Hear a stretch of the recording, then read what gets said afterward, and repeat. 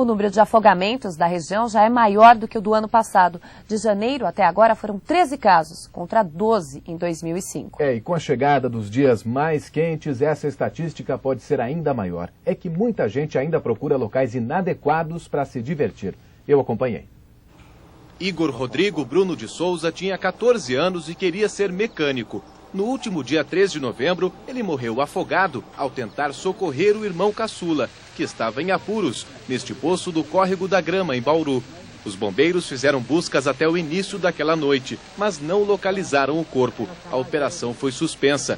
Este tio da vítima não aceitou e, na emoção do momento, resolveu se arriscar por conta própria. Meu irmão pegou e passou o bambu, localizou o corpo, eu peguei mergulhei e tirei o corpo dele de lá. 3 dias depois, um primo da vítima voltou ao lugar da tragédia. Ele fotografou crianças brincando na água novamente, ao lado das mães, que não ligavam para o perigo. A próxima vítima pode ser outra criança. E o que mais revolta é que as mães junto, né?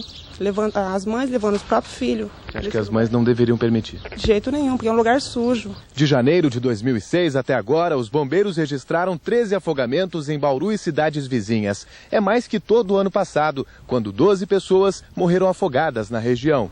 Uma das áreas de maior ameaça aos banhistas é a Lagoa da Quinta da Bela Olinda. A placa do Conselho de Segurança Leste alerta em vão os moradores. No feriado de 15 de novembro, dia de calor, encontramos diversos adultos e crianças se banhando na lagoa. Para piorar, pessoas pilotavam jet skis em alta velocidade bem perto. Um sério risco de acidentes com banhistas. O comportamento revela mais uma vez o problema da falta generalizada de áreas seguras de lazer para a população pobre. Este salva-vidas profissional tenta pelo menos combater a desinformação de quem se banha em lagoas e rios.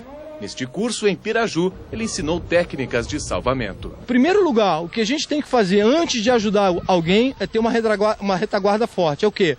Pegar e pedir ajuda, pedir para alguém ligar para o corpo de bombeiro, para a polícia militar, entendeu? Buscar um corpo de um profissional habilitado, né? Para a gente ter uma retaguarda forte. E o repórter Marcos Paiva está no Parque Vitória Régia, em Bauru, e ao vivo vai conversar com a tenente do Corpo de Bombeiros. Boa tarde, Marcos. Nós vimos na reportagem a dica do salva-vidas de sempre chamar por socorro. Agora, se a pessoa não tiver telefone, estiver longe da cidade, qual deve ser o procedimento? Olha, boa tarde, Thaís. Olha, o Corpo de Bombeiros orienta para que essa mesmo seja a norma adotada, que a pessoa ela nunca entre nesses locais, em lagos, represas, sozinha. E que nesse momento ela acabou se afogando, está em período de afogamento, chame pela outra pessoa. Por quê? Porque não são todas as pessoas que conhecem as normas de salvamento e nessa hora o que pode ser um socorro pode acabar se complicando e as duas pessoas acabarem se afogando por não conhecer o lugar, não conhecer a profundidade da represa. Tenente, o ideal é que a pessoa nunca esteja sozinha, né? Isso é verdade. Ele nunca pode estar acompanhado de pessoas que não entendem das técnicas de salvamento, que foi o caso do garoto, o irmão entrar no local onde o outro irmão está se afogando e no final acabou causando a tragédia da mesma forma. E local poluído, local de alta correnteza, não se adentra de jeito nenhum. Tá certo. Essa é uma coisa muito interessante da Tenente estar explicando pra gente. Não são todos os locais, né, Tenente, que o Corpo de Bombeiros pode desenvolver um salvamento, né? Exatamente. Em caso de afogamento iminente, a gente ainda se arrisca, porque ainda é uma vida compatível com a outra.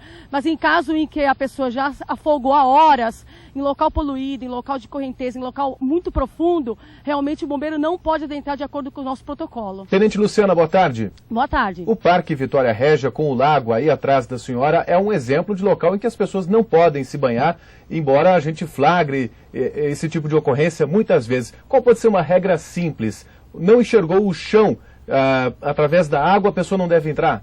Exatamente, a gente até tem uma regra nossa, fala que água no umbigo, perigo, né? Então a gente tem que atentar contra a profundidade do local, ainda mais em um local desconhecido. Aqui no Parque Vitória Régia, Cassiano, vou pedir para o nosso cinegrafista aqui, o Luizão, mostrar. Olha, a gente pode ver o fundo aqui, mas só as margens aqui bem próximo. A gente não sabe a profundidade lá no meio, pode haver algum buraco. E o que a gente tem conhecimento é que aqui existe muita lama, né? Marcos, e quem pular daquela pontezinha, vou até pedir para o Luizão mostrar também. Vamos lá. Pode bater com a cabeça, seriamente, se ferir gravemente ali, não é? E aí, o que acontece? A pessoa acaba batendo a cabeça, fica desacordada e acaba se afogando aqui. Tenente, o ideal é não nadar em represa, não nadar em lagos, né? O ideal é a pessoa procurar o local adequado, como clubes que tem um apoio de salva-vidas, que tem pessoas próximas e está podendo fazer esse tipo de apoio. Tá certo. E qualquer problema? Qualquer problema, ligar para o Corpo de Bombeiros 193. Tá certo. Muito obrigado pelas informações, pelo esclarecimento com vocês aí no estúdio. Obrigada, Marcos. Boa tarde. Obrigado, Marcos. Boa tarde.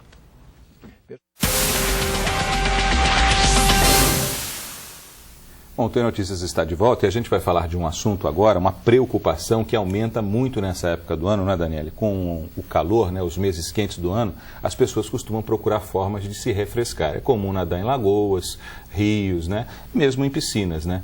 E uma das consequências disso é que às vezes as pessoas consomem bebida alcoólica, vão nadar e os casos de afogamentos ocorrem em grande quantidade. Dados do Ministério da Saúde mostram que 86% dos afogamentos no estado de São Paulo ocorrem em cidades do interior. Um curso de emergências aquáticas está sendo realizado no primeiro Congresso de Educação Física em Jundiaí. Quem está lá e mostra para a gente detalhes desse curso é o repórter Alex Mendes, ao vivo do Centro Esportivo do Bolão. Boa tarde, Alex. Boa tarde, Marcelo. Imagine só, Marcelo, você está num churrasco na sua casa, num clube, está na beira do lago e algumas pessoas resolvem entrar na água e começam a se afogar. O que fazer? Você está do lado de fora, você pula desesperadamente para poder salvar essas pessoas? Não é bem assim que deve acontecer. Quem vai ensinar para nós a maneira correta é o Osni Guaiano, que é instrutor da Federação Internacional de Salvamento e diretor da Sociedade Brasileira de Salvamento Aquático. Vamos tentar demonstrar se eles estão fazendo da maneira correta? Eles estão executando da maneira forma, eles estão demonstrando duas técnicas diferentes, uma para nadador cansado e outra para uma vítima mais agitada, né? É um reboque de cúbito dorsal e outro de cúbito ventral. Agora, é verdade que até quem não sabe nadar pode salvar uma pessoa que está na água? Com certeza. Qualquer pessoa pode aprender o salvamento aquático, até mesmo quem não sabe nadar. Então, vamos mostrar como? Vamos. Aí, então, ele está usando uma garrafa de refrigerante PET, você enche com um pouco de água, amarrada numa corda, e está lá. Está rebocando a vítima, que não mais vai se afogar. Essa é uma invenção do próprio Osni, que ele está apresentando para a gente. Aí uma vez, Osni, depois que salvou, tirou da água, é preciso continuar o salvamento, né? De que forma?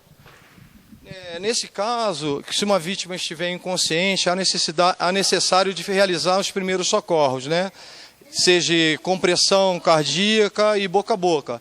E os alunos aqui da escola, eles estão sendo treinados para isso, ou seja, estão sendo treinados para serem difusores desse conhecimento. E é importante porque, olha, só aqui em Jundiaí, em 2005, de 15 chamados de afogamento, 13 pessoas morreram. E neste ano, até outubro, foram 9 mortes. Por isso, é muito importante aí que um pai, um amigo, tenha pelo menos essas noções para que possa tentar reduzir essas estatísticas aí tão ruins. Muito obrigado, professor. Voltamos ao estúdio, Daniele. Obrigada, Alex.